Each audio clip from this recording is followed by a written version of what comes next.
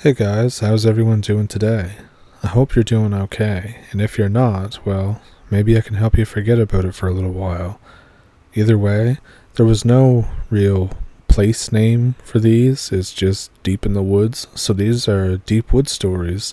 So if that's right up your alley and your cup of tea, then definitely pull up a stump with me and let's jump into it. Thank you for watching. So I have some stories that I would like to share with you. There's a ton of creepy stuff that happens in the woods that I live nearby. So this first story, I was only 8 years old. I was exploring the woods alone with my dog one morning. I don't expect anybody to be back there, so my dog is off its leash and running around, sniffing and just doing dog stuff. So I'm just following the trails that have been set by other animals, and I'm using a stick to clear spider webs in my way, or keep suspicious looking plants away from me and stuff like that. I get this really weird, creepy feeling that kind of gnaws at me as I go deeper into the woods.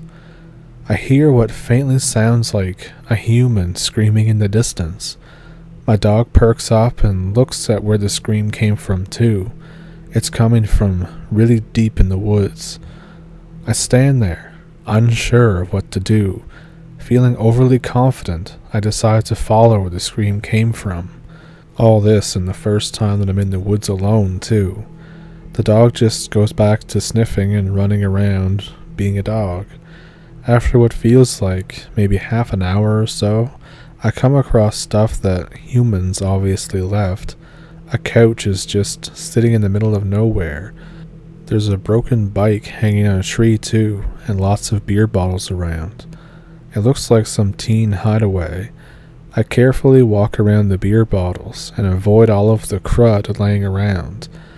After I walk a decent distance past it, I hear a scream behind me, where I came from. And then I realize that my dog has been gone for a while, like he must have wandered off. I'm too scared to call my dog's name to draw attention to me, so I just stand there awkwardly, looking for any signs of anything. I kind of crouch down and walk back. It's still bright daylight, so I should be able to see anything off in the distance. 2 minutes later, I hear heavy breathing. It's getting closer, and fast. I start freaking out. I look around, I'm swinging my stick like a maniac. Suddenly, my dog jogs out of the bush and then past me, and I was just about to scream bloody murder too. I thought that some madman was about to kill me. I scold the dog silently. I realize that the dog shouldn't be going ahead of me, and I realize that the dog shouldn't be going ahead of me like this, so I run up and grab the dog's collar to put a leash on it. I continue my ninja walk toward where I thought the scream came from. I didn't hear or see anything after what feels like an hour and a half of searching. I walked back home and didn't tell my parents what I heard because they just freak out and not let me go back in the forest. This second story happened maybe a year or so after the last incident, so I'm 9 at the time. I'm riding my bike in the woods with my friend. It's in the morning again. My friend is easily scared. He thinks there's snakes around every corner, poisonous spiders that'll hunt him down alive, etc. Just, how scared kids can get. I calm him down and tell him that I walked these trails 1,000 times. It's probably actually only like 10 times, but, I find some trail that I never followed before. Now the creepy feeling is starting to build up in the back of my neck again. I ignore it, and I keep going. I want to see where this trail goes. My friend complains that it's getting creepy. There's trees and plants that are all dead. And I tell him, of course, it's going to look all dead and have no leaves and stuff. It's the fall. Actually, fall had only began, and the trees were just beginning to turn orange and red, and most plants still had their leaves. I'm getting scared myself, but nothing's happened yet, and I want to explore this new trail. We come across a cabin in the middle of a field of grass. My friend doesn't want to approach it, of course. I ignore him and walk boldly ahead. I actually knocked on the door. Nobody answers, and I push the door open, and I look back. My friend is gone. I hear a scream coming from inside the cabin. I run away. I look back as I'm running. The cabin door closes while I was looking, and I never saw my friend until the next day at school.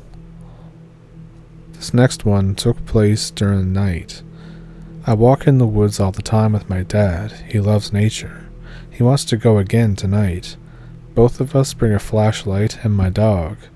My dad is holding the leash instead of letting the dog run around because he doesn't want to lose the dog and have to go looking for it in the dark.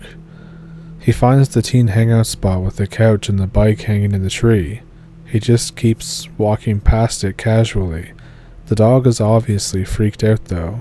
It's whining and trying to pull my dad away. My dad and I keep looking around for whatever it could be that's freaking out the dog. The dog starts barking.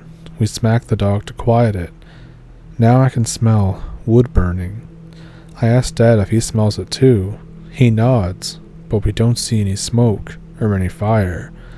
Maybe someone's smoking or something, but it doesn't smell like that. We keep walking because we don't see a flame or anything.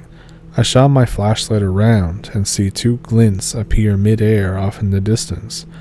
I move my flashlight back. It disappears, but the bush around it is moving. I pull my dad's arms and whisper what I saw. He shines his flashlight at where I was looking, but he doesn't see anything. The dog is also refusing to calm down. Half an hour later, we hear what sounds like wolves or coyotes howling. Wolves and coyotes are very rare around here, but they do exist. That's enough for my dad. We start to walk back home. The dog starts pulling ahead with all of its might. The leash slips out of Dad's hand, and Dad and I scream for the dog. It's too late. He disappeared off in the darkness. We chase after it, calling its name. I look back behind me, and I can see this dark, pitch-black shape disappear behind some tree in the moonlight. I look forward and just keep running. The dog actually ran the entire way back home.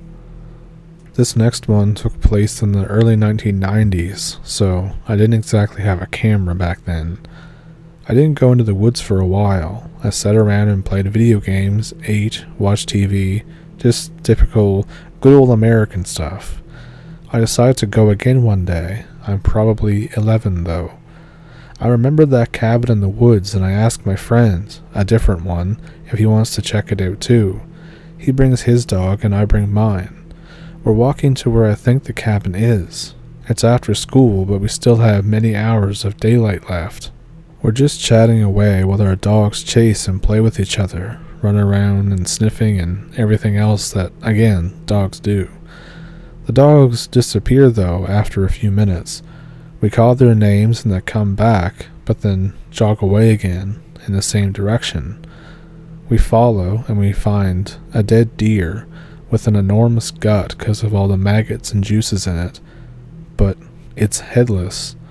We poke it with a stick, typical stuff kids do when they may encounter death, and then we try to ignore it and keep walking. Around half an hour later or so we find another dead one, and again, its head is missing. I joke with my friend that deer skulls are used for dark magic, but then finally, we find the cabin. We're staying kinda off in the distance, but we're in the clearing and in clear view of the cabin. We're debating if we should go check it out or not. After a few minutes though, we see a window curtain move, and the shape is looking back at us. My friend sees it too. It definitely has a really hairy mask on. It actually looks like one of the deer heads. I didn't make the connection until a year later, because, we were stupid. But either way, it didn't look fully human. We stand there just not knowing what to do. The figure in the cabin moves, and the curtain goes back in place. We debate about leaving, but 2 minutes later, another curtain opens. This time it's the upstairs. It's the same figure. It stares at us. We're getting nervous about what it's planning on doing, but we're too curious to leave. So we just stand there looking at each other for what feels like 10 minutes. Again, the curtain closes and the figure disappears. Now we're getting scared, wondering what it'll do next. We walk back into the woods and hide behind the trees while watching the cabin. The cabin door opens. It's the same figure, with a hairy mask. It steps out on the porch, looking for us. It starts walking toward us, and I think, oh shit, and we sprint back home like a marathoner. My friend later tells us that we gotta go back there again, but for me, I refuse to go back there without my dad. So as for my note right here, it's come to my attention that there is one part of this that's missing. It goes from story 4 to story 6, and given that the story is from 2014 in January, I doubt I'd be able to find the 5th one, but just note that there actually is a gap here. Something happens, and then we move into story 6, so just keep that in mind. So a year later, my dad still remembers his promise. He makes preparations to spend a week in the cabin. He uses his vacation time and everything. He's a very determined guy. My friend, his dad, and the 2 dogs are coming along too. We actually see the figure upstairs as we're walking toward it. We get to the cabin just before dark and knock on the door. Of course, we're ignored. It's body slam time. My dad breaks open the door with less effort than last time. We get in, search the whole place. Of course, nobody's there. We set up camp, water, food, books, guns, etc., and we all slept together in the living room for protection. My dad decides him and his friend's dad will take turns staying up. We didn't need to bring a lamp and oil, it was already there. We light it and we use it throughout the night. We told each other ghost stories and stuff like that late into that night. The dog starts barking though, right in the middle of the night. I wake up to find the lamp has been burnt out. In the moonlight, I could see a figure outside, looking in from the window. I freak out and the figure disappears under the windowsill, behind the wall. Both dads jolt awake and grab the guns. Nobody else saw the figure, but this time we're more careful, and all of us shared the watch duty this time. Nothing happened for the rest of the night, but damn, I was still freaking out that it got so close without alerting us. The next day, we cooked our food and ate breakfast, just pretty much a normal camping experience for the rest of that day. We stuck pretty close together though. My friend and I, though, did want to go exploring in the woods with my dog, so I was entrusted with a gun. My dad and my friend's dad kept the other dog and the other guns. In hindsight, it was a stupid idea to let us back in the woods like that. If you fear for your child's safety so much that you give them a gun, just don't let them go. So we're walking around, following the trails and just having fun.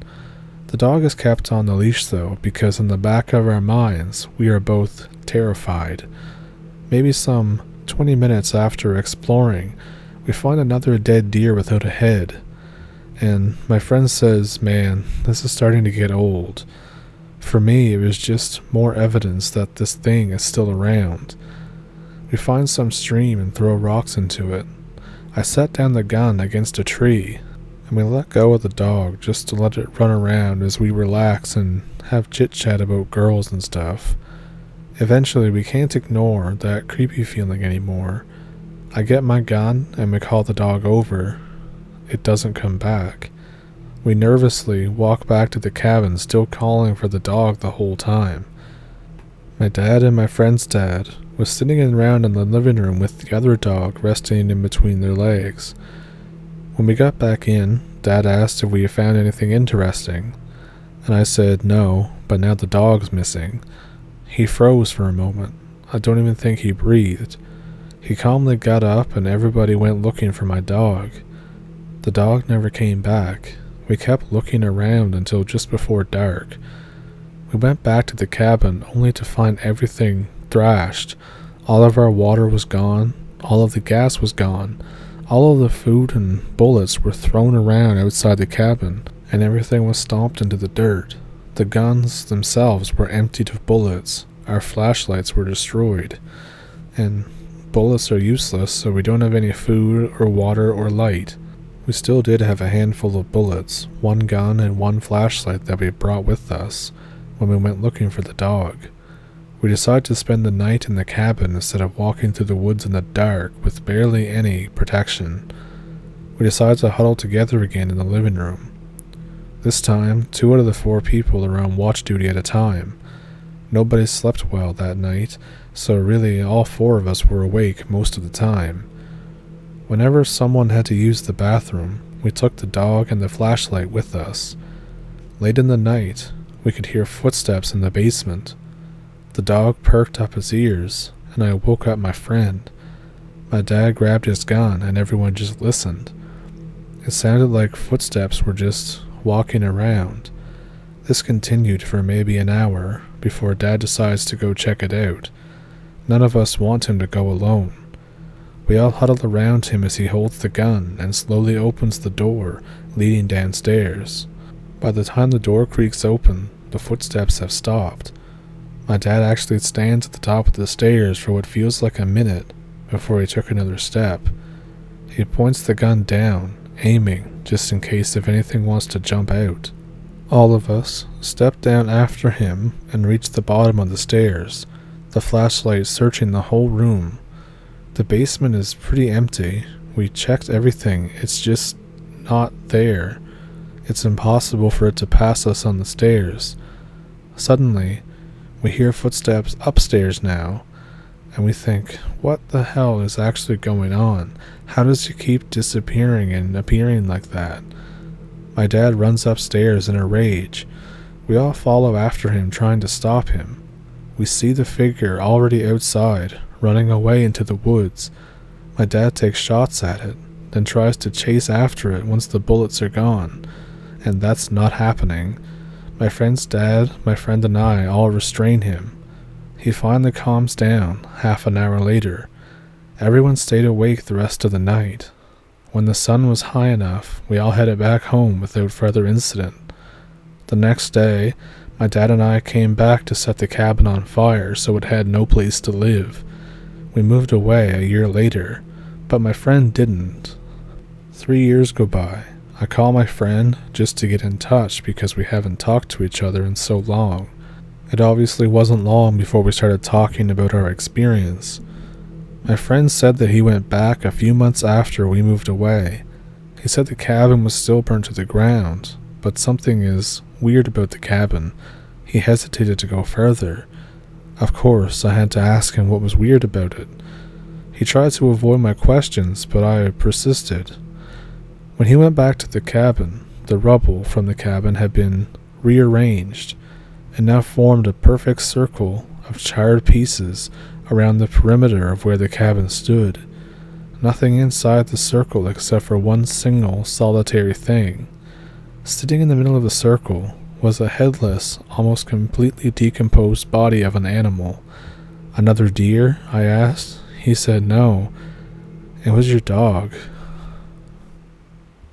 So, I guess if there's a lesson with that story, if you see a cabin in the woods, don't go in. But yeah, I hope you enjoyed the story. I hope you enjoyed the video. And if you have any of your own stories, feel free to send them in to the email address at the bottom. I try to do the stories justice. Yeah, if you want to, you can support the channel. And that seems to be about it. Thank you for pulling up a stump, and thank you for watching the video about these deep wood stories.